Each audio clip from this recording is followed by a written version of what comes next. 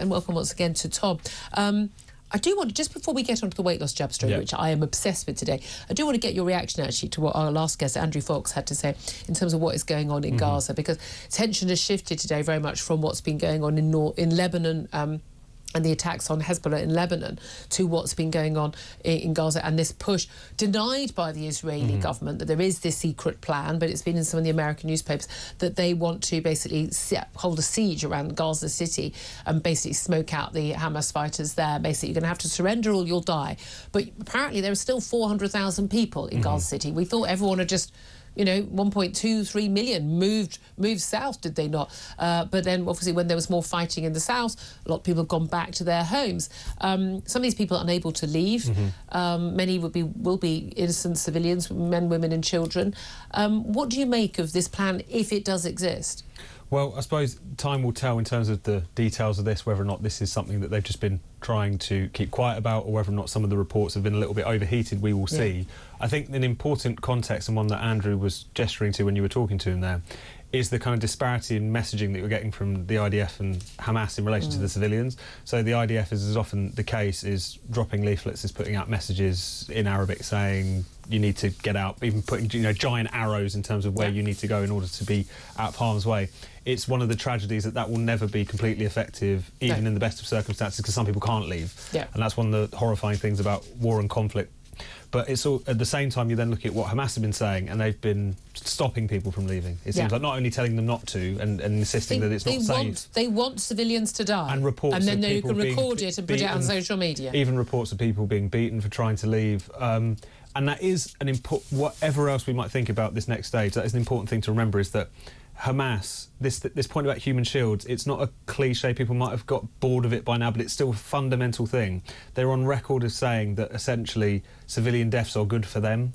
It's not that they don't. It's not that they are willing to accept civilian deaths, or that they are, you know, it's a necessary evil. They are actively, deliberately putting their fighters, their weaponry, their tunnel entrances in civilian territories, so that either that will deter Israeli attacks, or, better case scenario for them, Israel does attack, and then you get civilian deaths, and then you put lots and lots of village images up of young children being brutally blown apart, and it's absolutely horrific. It's all over media, all over social media, and it is causing an outcry around the world against Israel, despite the fact that this, unfortunately, is what every war looks like. I'm amazed by how many people who think that, the number of people who seem to be under the illusion that this is a uniquely horrifying war, unique targeting of civilians is literally the opposite of that, and unique death toll of civilians versus combatants, whereas actually it's the opposite way around. This is completely different. But most people just don't pay attention to the horrors of war. Also because most people aren't watching wars which are being played out on social media. And that's one of the reasons why this propaganda has been, unfortunately, so effective.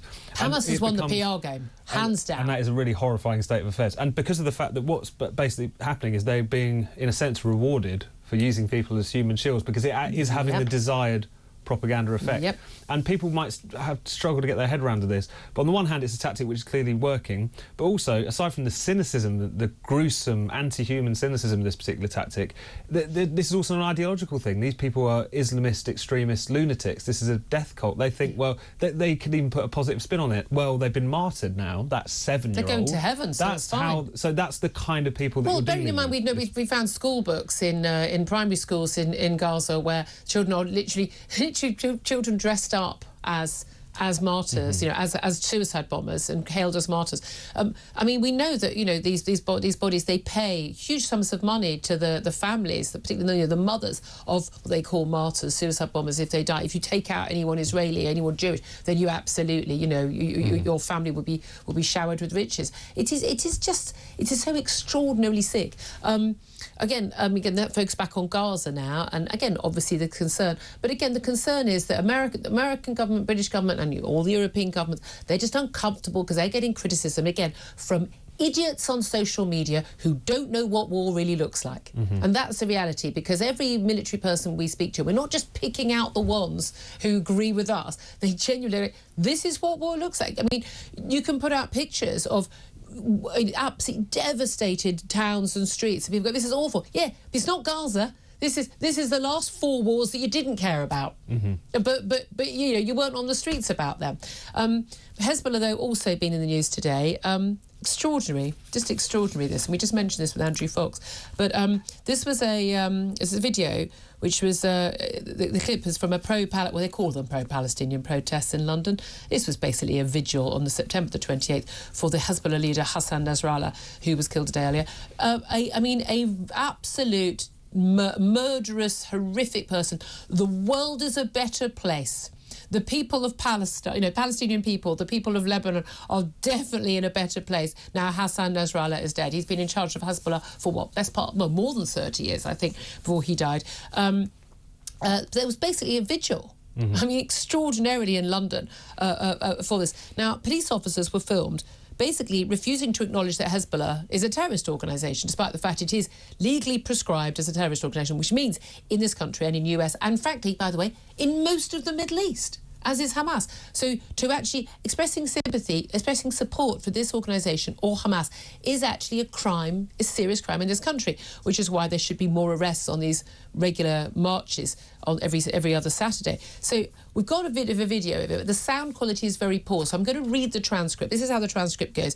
The citizen who approaches the police officer saying, you know, you need to do something about this. The citizen says, "What is this for?" And the police officer replies, "It's a vigil for the leader of Lebanon." The citizen says, "Leader of Lebanon or the leader of Hezbollah?" The police say, "Hezbollah, that's the one." I think that's, I don't take a lot of political interest because I'm not allowed to, so yeah. The citizen says, "So they were mourning the leader of a terrorist organisation." Police officer says, "Your opinion is up to you." The citizen says, "Well, it's legally a terrorist organisation." The police officer says, "Again, your opinion is your opinion." The citizen says, "No, it's not my opinion, it's the opinion of the government." Police say, "OK, well, we're not allowed. We don't take opinions." Citizen says, "It's not an opinion, it's a political front." Now, if you're a police officer and you've been sent to... I mean, I understand a police officer saying, "I don't get involved in politics." Yeah. Fair enough. Except if you are going to be policing an event, which is effectively a political event, it would be useful if the senior officers would explain, here are the things that can happen that are legal here are the things that can't happen because they're illegal, because basically this event has only been put on because the leader of a terrorist organisation has been killed. Now, one thing that people unfortunately need to get their heads around is that often policemen do not know the laws that they are supposedly meant to be enforced. Yeah. This is something which has come in time and time again, and it's regardless of how you stand on what the particular laws are, whether you think they're proportionate, whether they don't go far enough, whether they should go further, whatever. All of this it's become a clear state of affairs as we've seen the policing of these different protests. They're kind of making it up as they go along. Yeah. A lot of the time, they're kind of just winging it. And in a sense, I don't put too much pressure on them specifically. I think it's the whole structure, the training, all the rest of it. Senior police officers should be briefing them. After a year of these sort of protests, has no one sent out, look, there's a briefing, here's, you know, everyone you need to tick. Oh, I bet they've all got you know, diversity, HR training they have to do. Why not just give them a bit of, here's some information, things that you can't say that are against the law, things that you can say that are. But you know the kind of briefings they would get, they'd be saying jihad has many meanings. Yeah. So if you hear that, they might just be talking about an inward spiritual journey. So it'd be that kind of thing where, in some respects, it's a reminder as well, as you get into the business of just sort of policing what people are saying on the street corner, you get into a lot of trouble And I'm with quickly. you in terms of I don't want to stop people being able to protest on the streets, and people can have horrible views, and I'd rather they know they have horrible views than that they don't, so we can challenge them. If you're going to have laws. But if you're going to have laws, then, you know, argue about changing the law. But if you have a law about not supporting a prescribed terrorist organisation, you should probably stick by it. Let's talk about the NHS. Let's talk about the NHS not having enough resources, other than the fact that, of course, their budget has gone up by huge amounts, by a huge percentage in recent years, and yet we are seeing fewer and fewer people being treated. Let's talk about the tens of thousands of people that we know, even when they arrive at A&E, are not getting treated. My mother-in-law was in a hospital for 4 or 5 hours, sorry, in an ambulance waiting to go into hospital. You know, I mean, the other day, I mean, again, another family member last year spent 24 hours on a trolley. He's 6'5" with a broken pelvis. Not a pleasant experience on a trolley in A&E. I mean, this is how bad our health service can be. Now, here's the thing. There are priorities, right? I'm thinking saving people's lives, definitely top of the list. I'm going to go with cancer treatments for children, pretty high on most people's list. Should, though, weight loss jabs for fat people who are unemployed be near the top of that list or anywhere on it. Wes Streeting, the Health Secretary, said that these new weight loss jabs, these Wegovy's and Ozempics, should be basically given to people who are unemployed for free under the NHS to get them back to work. He says it could have a monumental impact on obesity.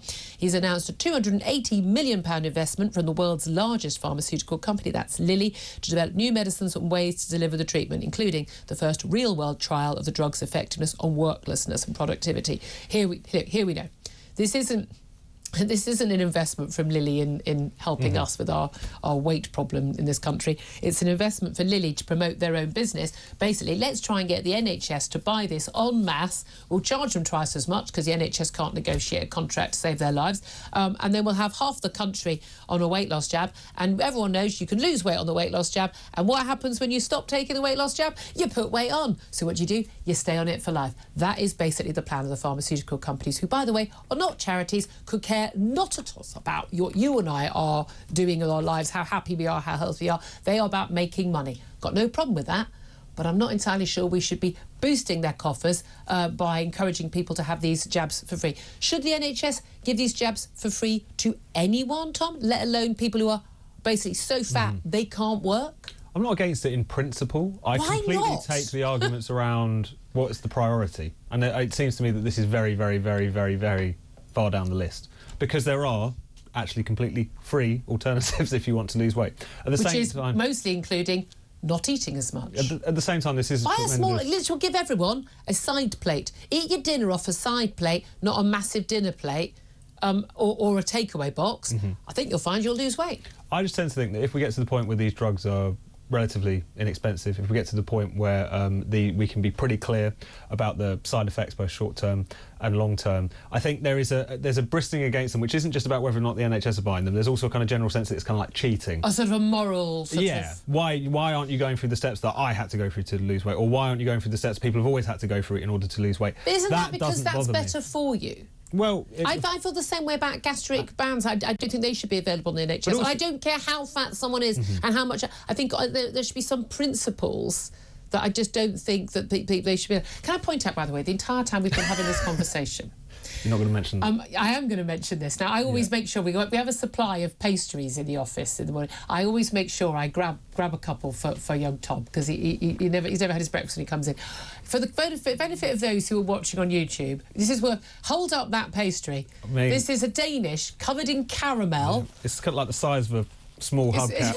It's the size of your head. Don't know if anyone can see that. Okay. It's good. But I love it. You're in your 30s. You can eat that, not put on weight. Great. But if I ate that, right? Okay. I'm not going to say I haven't had half of one, but I genuinely feel awful. The sugar overload is like killing me. The only thing keep me going. But I eat that. Okay. I'll put on weight. Simple as that. Okay. So I can't eat it. But I've got to be responsible for my own body. No, so, absolutely. but if someone chooses to eat 6 of those and then they're 25 stone, I don't know why my taxes should pay for them to do this. Bearing in mind, I'm going to remember that because Tony called up earlier and Tony made a point. There are people like him. He says his epilepsy medicine means that he does put on weight. It's not, it's not his choice. He's not being irresponsible.